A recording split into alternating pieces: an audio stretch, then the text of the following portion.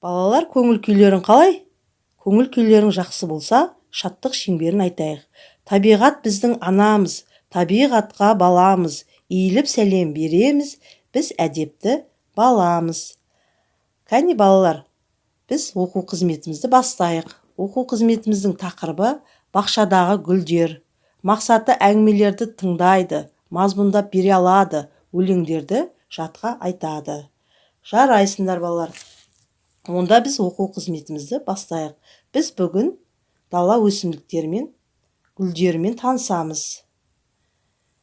Балалар, гүлдер дала және бөлме гүлдері болып екіге бөлінеді. Дала гүлдері далада өседі, ал бөлме гүлдері бөлмеде арнайы ыдыстарда отырғызылып өседі. Гүлдер табиғат көркі, өмір сәні. Олар біздің бөлмемізде тек әдемі етіп қоймай, ауасын тазартады. Бізге қуаныш сыйлайды. Көңіліміз көтеріңкі болады екен. Балалар, бөлме өсімдіктері, дала өсімдіктері қандай табиғатқа жатады? Кім айтады кәні?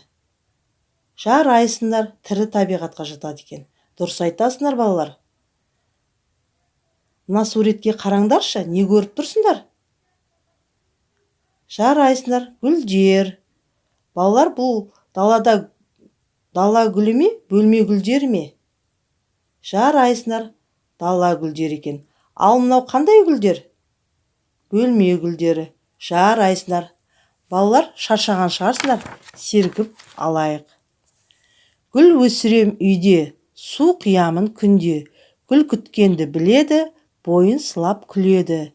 Гүлін күнде ашады, жұпарын маған шашады.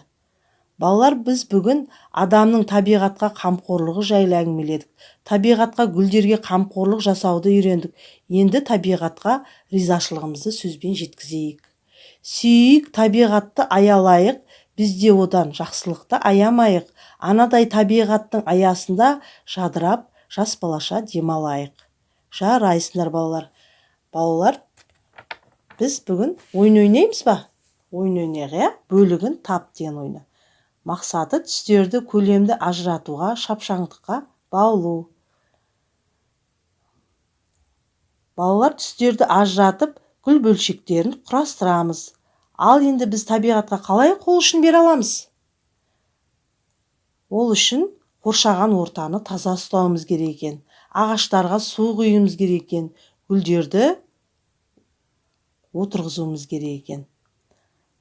Балалар, біз бүгін қоршаған ортаны көгалдандыруды, табиғатқа, гүлдерге қамқорлық жасауды үйрендік. Сіздерге табиғат мүсінін жапсыруды ұсынамын. Балалар, ата-аналармен бірлесіп, табиғат келбетін түрлі түсті қағаздармен жапсырып, кері байланыс жасаймыз. Бүгінгі оқу қызметіміз жақсы болды ма, балалар? Сіздерге ұнады ма? Онда сау болыңыздар.